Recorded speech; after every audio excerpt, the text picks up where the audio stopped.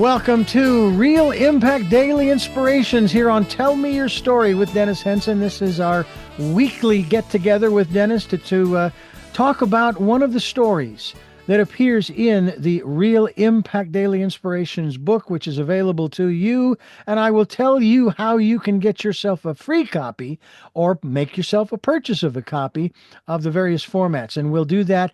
But first, we're going to take a listen to a story called The DJ. The DJ.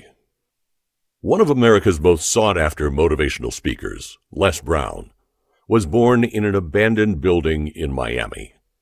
His birth mother gave him away 3 weeks later, and he was raised by an adoptive mother. As a child, Les was hyperactive and mischievous. School was a struggle for him, and in 5th grade, he was held back and labeled mentally retarded. But Les never stopped trying. While waiting for a friend, a teacher, Mr. Washington, mistook him for a class member and asked him to write something on the blackboard. Startled, Les replied, "I can't write on the blackboard because I'm mentally retarded." Mr. Washington responded, "Don't ever say that again. Someone's opinion of you does not have to become your reality." Washington took an interest in this young student and became his mentor. "What do you want to do with your life, Les?" "I want to be a disc jockey." So Washington instructed his mentee to prepare himself to become that person. Then, when Les protested, he told him, "It's better to be prepared for an opportunity and not have one than to have an opportunity and not be prepared." That day, Les Brown started studying to become a disc jockey. He worked on his delivery and planned what songs he would play. He listened to how announcers spoke and transitioned from one piece to another. Les imagined sitting in a radio control room, wearing earphones, speaking into a microphone, and managing the control board. After receiving his high school diploma, he became a city sanitation worker. But Les continued to dream of becoming a disc jockey. He took a transistor radio to bed and listened to the smooth-talking DJs at night. He even created a mock radio station in his room. He practiced introducing records to his imaginary listeners using a hairbrush as a microphone. When Les's brother and mother heard him through the thin walls, they shouted, "Quit flapping your jaws and go to sleep." But he ignored them and continued to imagine his dream. Then one day, on his lunch break, Les boldly walked into WMVM in Miami Beach, his favorite radio station, and asked to speak with the station manager. "Someone's here to see you, Mr. Smith." "Who is it?" "It's Mr. Les Brown." "What does he want?" "He wants to apply to be a disc jockey." The program director, Milton Butterball Smith, walked out and saw a disheveled young fellow in overalls and a straw hat. "Hello, Mr. Smith. I'm Les Brown, and I'd like to interview with you for a position." "Do you have any background in broadcasting?" "No, sir, I don't, but—" "Do you have a degree in journalism?" "No, sir, but please give me a chance to—" "Well, I'm afraid you're not qualified for any position at this station, and there isn't an opening anyway." Les thanked him politely and walked out. Devastated, that afternoon he visited his mentor, Mr. Washington. After hearing what had transpired, Washington explained that he should not take it personally. Most people are so negative that they have to say no 7 times before they say yes. Then he encouraged Les not to give up, but to try again. So, the next day on his break, Les returned to the station where he introduced himself again. The puzzled director said, "Didn't I just turn you down yesterday? Why are you back?" "Well, I thought maybe someone called in sick or quit." The now annoyed Smith instructed him to leave and not to return. But as you probably guessed, Les returned the following day. Only this time Smith looked at him with rage and said, "Go get me a cup of coffee." Having found an opening, Les became the errand boy for the station's executives and DJs. Brown did more than he was asked, bringing in lunch and dinner and keeping the station spotless. But at every opportunity, Les stood next to the control room, observing the DJs. He imagined himself in the seat, knowing his time would come one day. Eventually, his enthusiasm for his work won over the director's confidence. They even started sending him to pick up visiting celebrities in the station's Cadillac. He drove big names like the Temptations and Diana Ross and the Supremes. Little did they know that young Les, had no driver's license. Les did whatever was asked of him at the station and more. While hanging out with the DJs, he taught himself their hand movements on the control panel. He stayed in the control rooms and soaked up whatever he could until they asked him to leave. Then, back in his bedroom at night, he continued to practice and prepared himself for the opportunity he knew would present itself. One Saturday afternoon, at the station, a DJ named Rock was drinking while on the air. Les was the only other person in the building, and he realized that Rock was drinking himself into trouble. Closely observing the situation, Les walked back and forth in front of the Rock's booth window. His mind was racing, and he couldn't help but think, "Drink, Rock, drink." When the phone rang, Les pounced on it. It was the station manager, as he figured it would be. "Les, this is Mr. Klein." "Yes, I know." "I don't believe Rock will be able to finish his program." "Yes, sir, I know." "Les, would you be able to call one of the other DJs to come in and take over?" "Yes, sir, I will." Les hung up the phone thinking, he must be thinking I'm crazy. Les did dial the telephone, but it wasn't to call in another DJ. He called his mother first, then his girlfriend. "Y'all go out on the front porch and turn up the radio because I'm about to go on the air." A few minutes later, Les called Klein. "Sorry, Mr. Klein, but I can't find nobody." "Les, do you know how to work the controls?"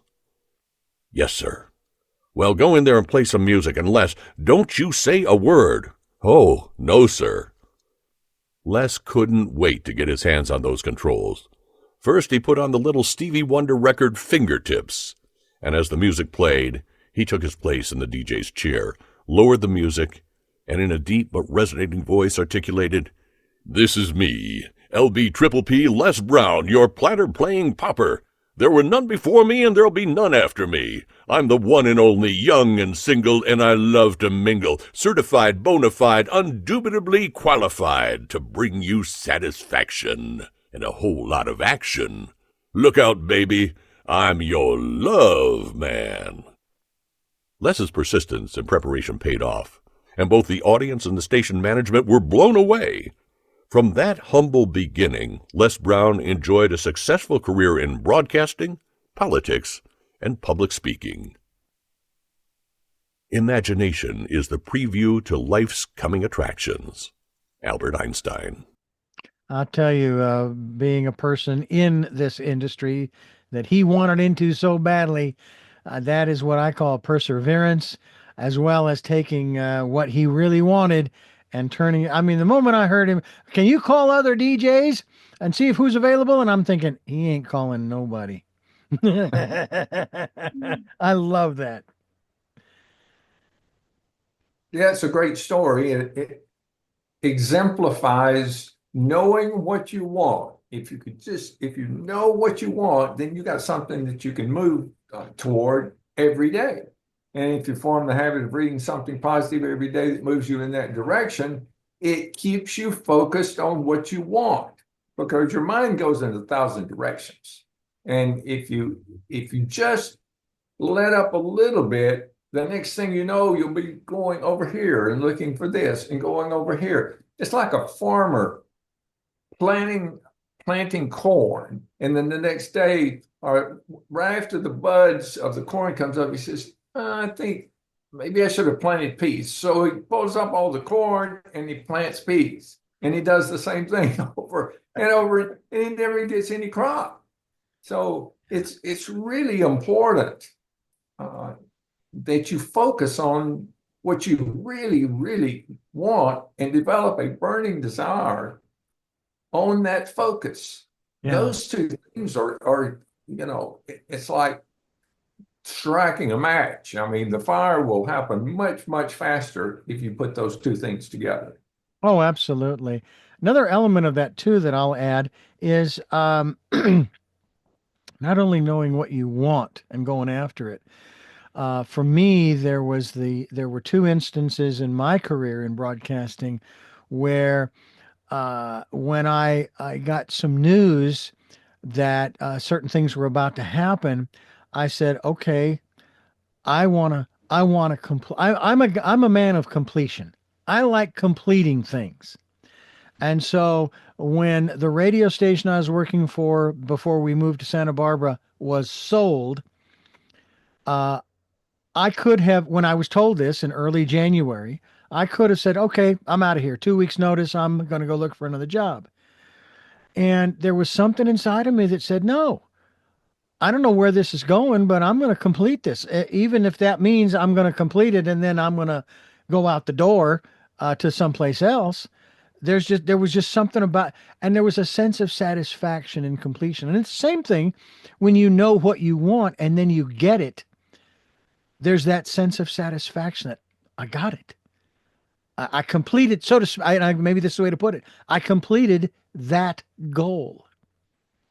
Or if I'm going from Los Angeles to New York and I have a map and I get from Los Angeles to New York and I'm in New York, I completed it. Or if you're in a race, it's all the same thing. And it's very interesting. I want to talk about something else as we continue here in regards to what Real Impact Daily inspiration is also in terms of the information that you share in this book. And we want folks to get a copy by going to realimpactbook.com. That's realimpactbook.com. And we'll talk about how to help the kids as well here in just a few moments. And also how you should listen to that little story about the mysterious lamp. And then go to the bottom of that same page and click on Podcast Attendee and get yourself a free copy, an e-copy of Real Impact. If you have Ultimate Kindle, you can also get a free copy of the Kindle version of Real Impact Daily Inspiration. Maybe you want to pick up a copy of the hardcover or paperback. You can purchase that as well through that particular website as well. So the portal we want to send you to, folks, where you can do it all, so to speak, is realimpactbook.com as we continue here on Tell Me Your Story. I'm here with Dennis Henson. I'm Richard Dugan. This is Tell Me Your Story, the Real Impact Daily Inspiration Series. And Dennis, one of the thoughts that occurred to me as I'm listening to this story about Les Brown, and I'm hearing the descriptions of the different pieces of equipment, the different elements of the studio, the control room, and so forth. There is an undercurrent, if you will, of history that you're teaching too. Because there are going to be some people listening, young people going, what's a record? But like with Abraham, the story about Abraham Lincoln, that's history. You know, it goes back a lot further than some of the other stories. But that's one of the other aspects of this book. It's not just inspiration. That's the main focus. I get that. That was your goal. Your goal was to write a book of inspiration, and you did that. But you did more than that too.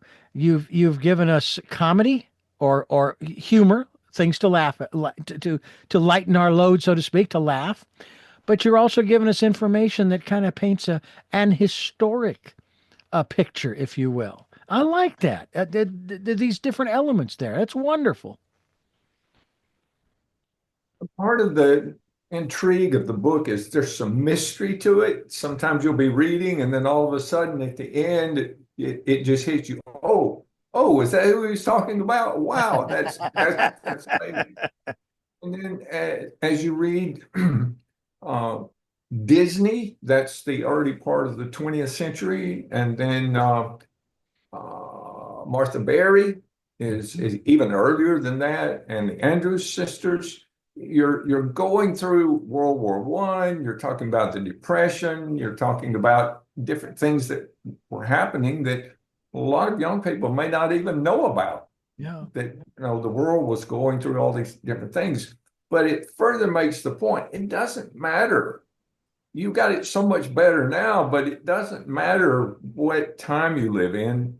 There's a poem about Miniver Cheevy, who was never happy about the time he was living in. He always thought, what it would have been better if I had lived in these times. My band director used to say that poem to us all the time. So these are the best times. You have so much available to you, but these people went through some struggles where you couldn't pick the phone up and talk with somebody on the other side of the United States, or if you did, it was going to cost you an awful lot of money. Things were through telegrams, and you had to write a letter, if you were talking about George Washington's days, if he wanted to talk with someone, he had to sit down and pen a letter and put it in a mail that may or may not get there. Yeah. Yeah. And wait for weeks and weeks and weeks for a response. It's not like texting somebody and 5 minutes later you know what they're thinking. Yeah. So, and look how successful Washington was in spite of all the setbacks. You know, there no internet, no telephone, no radio. I mean, it was a tough time, yet he accomplished more than most people accomplish nowadays. And isn't that amazing? I mean, it Yes, really is. It astounds me sometimes when I think it's because we take what we have today for granted, that it should automatically work. I mean, I get I get frustrated from time to time when I'm conducting an interview, and all of a sudden there's a freeze up on the other side. I'm like, oh, come on. And it's like, yeah, but this is a far cry from doing this on the telephone, a standard landline with copper pairs, as they say, and so forth. And you very rarely ever lost a call, but nonetheless, it didn't sound as good. And for example, as much as I would love to be doing these programs with you in person, and the energy would be so much different, the dynamic face to face in the same room. This is the next best thing, to be honest with you, and it's really very cool. So we need to seriously, I do believe we need to be grateful for what we do have, because yeah, we can look back at Washington and he didn't have what we have, and yet he accomplished a whole lot. So let's take those tools that we do have now, learn how to use them, and then let's create a goal, come up with a goal that we want, and then go after it. And that's what real impact, daily inspiration is really trying to teach us, Dennis, isn't it? it is. It is. The promo to the book says, is there anything that you'd love to have or do or be? Yeah. You know, this book can help you get what you want. So, Yeah. and I sincerely believe that if used correctly, it's amazing what you can accomplish by just using the simple idea of forming a habit of daily reading something motivational and inspirational, educational, that moves you toward that ultimate goal. You get there so much quicker if you take steps. It's kind of like the tortoise and the hare. Mm. You know, the tortoise got there because he continually took steps. You know, the hare would run, then he would play, do other things. No problem. Tortoise would never catch me, but the plodding, step at a time, tortoise, the hare won the race. It is remarkable that in some instances that we have achieved what we have up to this point. Here we are in the middle of the 2020s, and early stages of the 21st century. No, this is not quite the Jetsons, but nonetheless, it ain't bad. It really is not bad. And of course, as I've often said, there's always room for improvement. And that's not to say that it's bad. It's great. But I've used the example, for example, my wife and her first husband, they actually had a house built in Phoenix from the ground up. I guess, they approved all the designs and everything, and they had it all built. And once it was built, I mean, after it was built, hey, we want to make a modification. We want to do this. We want to do that. We want to do the other thing. Well, the house was fine the way it was, but their taste changed. Their desire for things being a little tweak here and a little tweak there. I don't know that they had already had a dog run in their backyard, but when they got these two Siberian Huskies who had kids, and now they had four of them, and now they got a sled dog team, a dog team for pulling a sled on land. Oh, we got to put in a run for these guys to run around in, and so on and so forth. And then we got to make sure that the yard is secure so they can't get out and no one can get in. And so little by little, just start making it your own, even if you designed it in the first place. And that's really what we're talking about with your life, isn't it? We're talking about making improvements to what is already what is great that's already there. Exactly. I Yeah. agree. Yeah. We're talking with Dennis Henson. We're talking about his latest work, and there's more to come, folks. I guarantee you. Books 2 and 3. And we're talking about Real Impact Daily Inspiration available through realimpactbook.com. I'll give you the details as we continue here on Tell Me Your Story.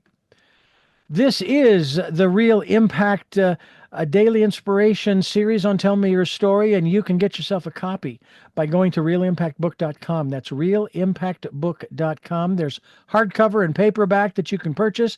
You can get yourself a free ebook by going down to the bottom of realimpactbook.com, clicking on the podcast attendee link, putting in your email address, and you will receive a link to download your free ebook. If you have Ultimate Kindle, you already have access to a free version, if you will, of the ebook or the Kindle version. We certainly hope that you will take advantage of this. And there's a whole lot more there too. In particular, there's an opportunity for you as an individual to share what you can to help the kids get a copy of this book. Dennis, tell us about this. Well, on the front page, you go to realimpactbook.com. There are links on the side, and the next to the bottom link, right above this much special, it says Help the Children. And if you click there, it's a GoFundMe page. You know, all of the money that goes into that goes toward purchasing and delivering books to disadvantaged communities, to adult centers, to schools that don't have an adequate budget, just to nursing homes. Anybody that we think could benefit the most from this. And this is not a normal charity where there's some president that makes an awful lot of money. All of the money that's donated goes toward this process of helping young people, continuing education and child literacy. So anything that you can do would really be appreciated. The softcover book's $13.99. Maybe you want to just do a softcover book. The hardcover book is I think it's $34.95. Maybe you want to do that, or maybe you want to just donate $50 and let us pick out, what books go where. Mm-hmm. We got $1,000 donation earlier this week. We really appreciate that. We hope that it's not a monthly thing; it's just one time. Yeah. And when you do something to help people, it helps you too. It's like planting a seed; it comes back to you many, many times over. I often tell the story: if you want to make someone's day every day and it's free, just go to Amazon and find a book that you really liked, leave them a 5-star rating and say, I really like this book because you will have made that author's day. I mean, they'll read that and they'll say, oh, that's great. I got another 5-star rating. They'll feel so good. And most authors spend years putting these books together. I mean, it's not a simple task. I mean, if you are an author, you know that, and you know how good it feels to get that rating. So that's two things you can do, not only to help other people, but to help yourself feel better. Mm-hmm. Absolutely. Absolutely. Well, folks, we encourage you to do that. And as a matter of fact, I'm actually looking at that particular page for your donation, whatever you want to do there. And we encourage you to do what you can. We're not trying to put people out by any means, but just do what you can, give what you can, support what is important to you. It's important to me. I'll tell you that right now. And it is so important to me that I'm actually for the moment, this is my contribution to the work that Dennis is doing. And I can tell you right now that it's going to go a long way. And I'm going to go ahead and I'm going to go ahead and donate one of those paperback books plus just a little extra there, and we encourage you folks to do what you can. Don't feel compelled to do anything if you're not able to do so. We hope that you will. And and away we go. And so now I've made my contribution to help get at least one book with a little extra to help with someone else who can't give as much, and that's fine. So do what you can, and we certainly hope that you will take part in this endeavor to support the work that Dennis is doing. And again, a reminder that 100% of these donations, if you will, they it all goes to the purchasing of the books. So please do what you can. Dennis, as we continue moving forward through this particular program, and I tell you, it's really an opportunity for people to.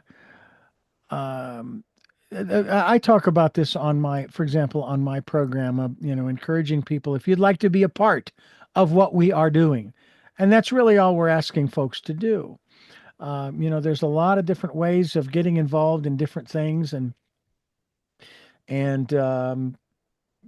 people feel very strongly about certain things, and it somehow it really seems to make a difference. It seems to make a difference, not just, for example, in this case, let's just say that, giving support to the kids, right, through giving these books away that you're going to be doing, but it does something for us, something inside for us. Can you talk about that a little bit? Well, it's one of the laws of nature.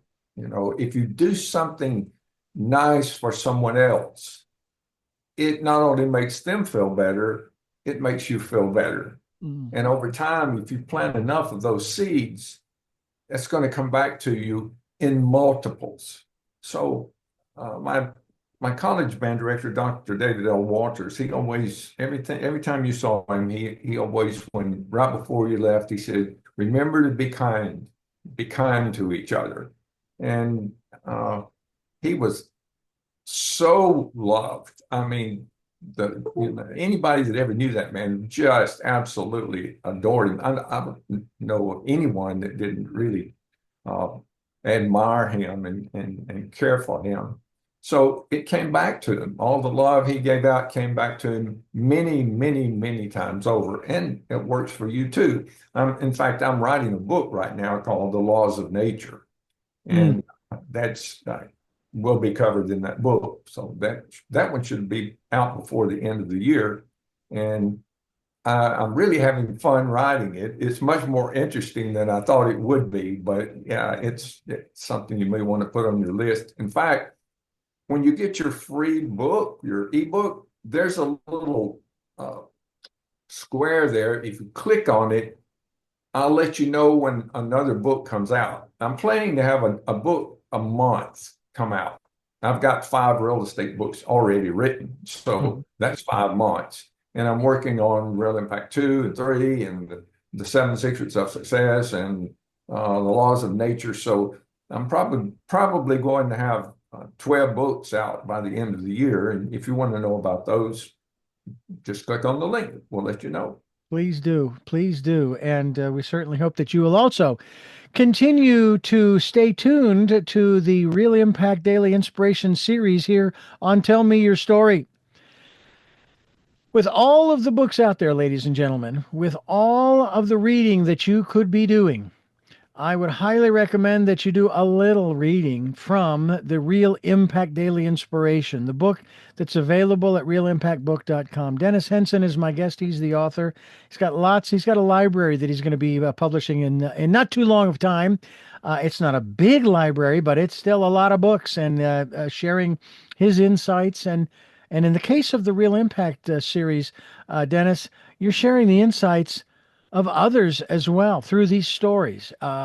Because in addition to, hey, thanks, Dennis, for putting this book together, it's like, wow, Sylvester, you really went through that, or Walt, my goodness, or Zig, unbelievable. Or in the terms of the story we're talking about today with Les Brown, it's interesting how, and I know you can attest to this as well, we can sit here and say, oh yeah, I'm beholden to thousands of people for where I am today. They've really helped me. But you never think too much about the people that you read about. that you hear about. It's their stories that may have changed your life. And I you know that's amazing to me. And it's, I suppose you could say, under the category of osmosis in one sense, but it's incredible. It really is. And, through television and movies, the same thing. There are people that are influencing our lives every day. And we need to be discerning, don't we, Dennis, as to who we allow to be influential in our lives. That's another interesting point to talk about. That's true. And part of what the book encourages you to do is to read things that are positive.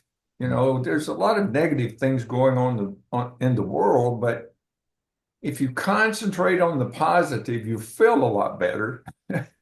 And people will like you a lot better because your attitude is going to be much better. And this book is full of just very positive things. I mean, if you read something, you're supposed to read until something hits you and then contemplate it. It's like Lectio Divina. You read it and then you think about it and you visualize yourself as part of it, and you read it out loud, and then you spend the rest of the day contemplating that. That keeps you in a really good mood. You're not thinking about, war and destruction and failure and all of the other things, sickness and disease. You're thinking about something positive, and that alone makes you more healthy, keeps your blood pressure down, and improves your temperament. It lowers your risk of a heart attack. Yeah. So that's a pretty good thing to happen also.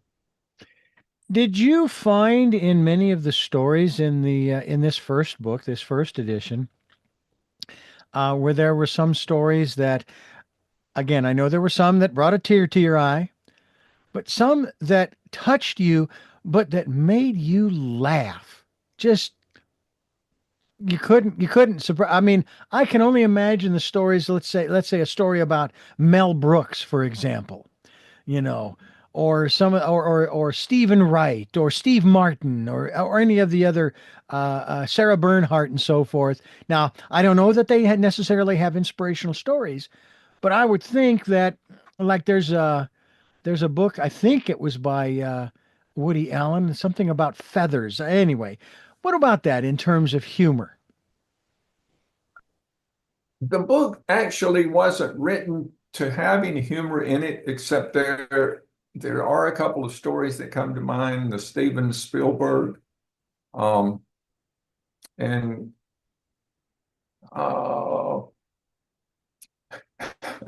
I can't think of his name right now. Anyway, there's 2 or 3 in there where the people stumbled around and failed and just didn't do well, and nobody had any respect for them. And then some little thing happened and changed everything, and now they're so well respected and superstars.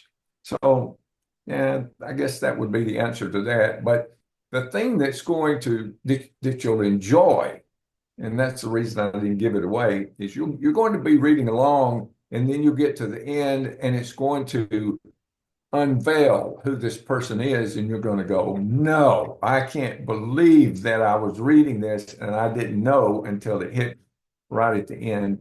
And there's several of those stories in there, and I really enjoyed those. I like tricking you till the last, keeping thinking one way, and then the last second it twists and hits you the other way. I love stories like that. I have to be honest with you. When watching movies, I get really perturbed at formula movies and television programs and books as well. And I remember when I was watching this one movie, it was called Midnight in Paris. And I'm watching it and I'm thinking, oh, this is going to end the usual way. And I'm not going to spoil it. And it came to the end of the movie and the credits are rolling. And I'm going, yes, they did it different. Finally, somebody has created a movie that was not ending like you would expect it to. And I love that. So what you're doing with the book, I think that's fantastic. Keep them on the edge of their seat right up till the very end. Yeah, keep them off balance. But but overall, I think, well, if you read the reviews on Amazon, Hmm. you'll get an idea of whether the book's any good or not. I have well over 100 reviews and 5-star average, which is not easy. That's not an easy thing for an author to do. Yeah. So it has to be a pretty good book for that to happen. And Yeah. one of the things to keep in mind is this: it doesn't matter if you buy the book or not. If you read it and like it, you're going to think, oh, what a great gift for someone Mhm. graduating from high school Yeah. or college. Or Mhm. maybe you're a grandparent and you say, I want to give my grandchildren something that they'll keep and remember me by. This is a perfect legacy gift. I have a book that's very similar to the look of that book that my aunt gave me in 73 when I graduated from college. And I still have it. It's in my bookshelf and I still treasure it. Well, she's been dead for 50 years. Yeah. Yeah. So, it's a wonderful legacy gift. I have one of those from a dear friend of mine who gave that to me when I was 21, and that's 42, 43 years ago. Not quite the 50, but nonetheless. And because it was a paperback, I had to have it rebound because I didn't want to lose it. I didn't want to go buy another copy. It wouldn't be the same. And I had it rebound, and now I carry it in a leather pouch so that it's protected. And I'll pull it every so often and read a passage from it or what have you. Those are wonderful, and you can turn the Real Impact book, whether regardless of the version, paperback or hardcover, into that kind of a legacy gift, if you will, for someone that you care a lot about. And yeah, I tell you what, you really do care when you give a copy of the Real Impact book to a friend or a loved one. We are going to take another quick pause. We're going to come back with our final segment as we talk here about the Real Impact daily inspiration available to you through the realimpactbook.com website. And you go to the bottom to podcast attendee, click on that, insert your email address, and then you can also check that box so that you'll be notified when the new books are coming out. Keep updated in that regard. We hope that you will do that as we continue here on the Real Impact series here on Tell Me Your Story.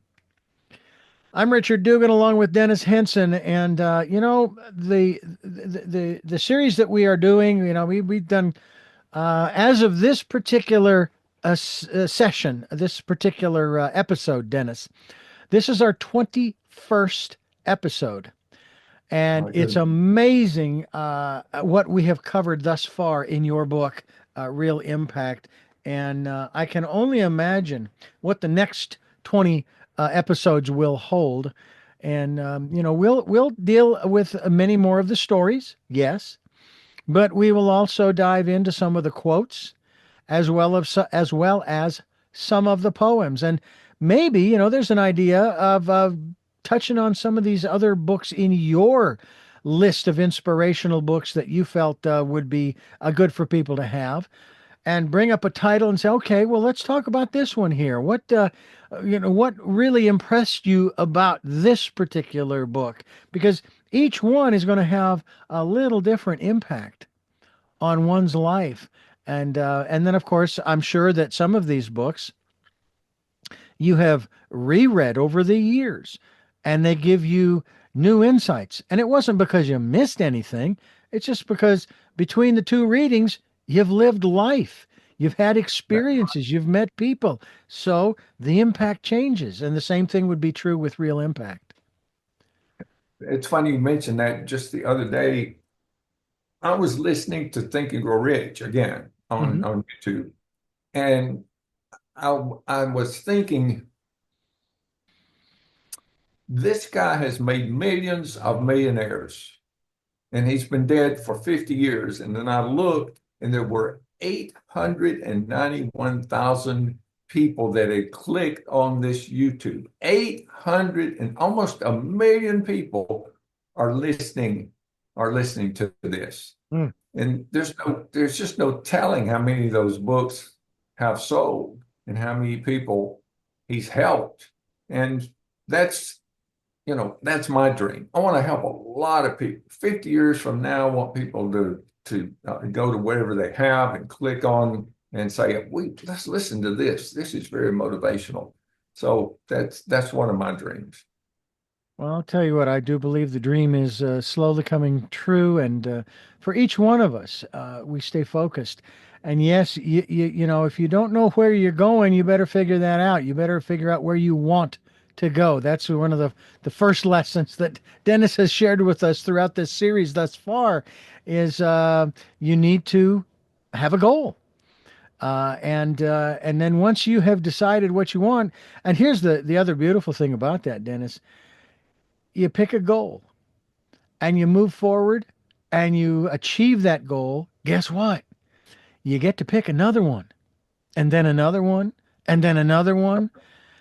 And one adds on to the next one and the next one and the next one. And they add up. It's almost exponential in a sense.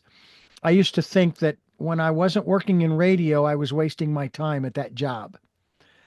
And then I shifted my perspective on that and thinking, all right, so what in this job can I take with me, take forward? And let's just say I go back into radio, And sometimes it's not what you think. I mean, I'd have to say that one of my jobs that I had outside of radio taught me how to better communicate and deal with the different personalities that are out there. It's not to say that I didn't already have a fair amount of experience, but hey, you can never have enough. You can never have enough experience. And so just remember that, each goal adds to the next one and the next one and the next one. And that is, that to me, that's exciting. It's almost like, filling your own chest of gold, isn't it? It is. It is. Yeah. The things that you learn in these books and this book too, it's like gold. I mentioned that in the front of the book. The things I treasure most are in this book, and they're here for you. Yeah, yeah. Well, with only a few minutes left here on this particular edition of the Real Impact series on Tell Me Your Story, we heard at the beginning of the program the story of Les Brown and the DJ. So to wrap things up, your final words in regards to the message from Les Brown and the story of the DJ.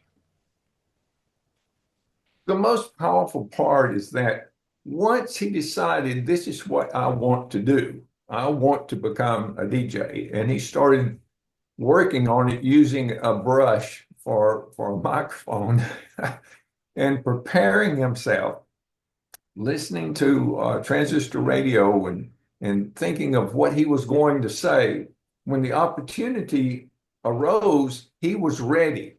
Well, that's a very important lesson. Everybody should take that. So prepare yourself for whatever it is that you really want. And when the opportunity arises, then you're ready. You can take advantage of it. Where if you think, well, I would love to do this, I started saying, I put this on my YouTube and Instagram last week. My VA asked me, well, what do you think the biggest obstacle is to success? And I said, I think it's people's butts. Their butts get in the way. They say, well, I would love to be a doctor, but I don't have the money. I don't have the education. I don't have the contacts. I don't know what to do next. Their butts get in the way. So what they need to do is move their butt and put an and in its place. I would love to be a doctor, and I'm reading something every day that's moving me in that direction. That's a big difference. Absolutely. Absolutely. Well, Dennis, once again, thank you so much for being here with us to share these stories and your book and subsequent books that are coming out. And we'll look forward to talking with you next week. I look forward to it. Thank you, Richard. And I thank you for tuning in and listening in to Tell Me Your Story, the Real Impact series here on the Tell Me Your Story program. I'm Richard Dugan, and until our next broadcast, podcast, videocast, love to all, Jeanette, I am listening. Dad, continue to be happy because I am. Smokey, I'll see you on the other side. Mike, thanks for being a part of my life. And to my dear friend Zorro, aho, aho.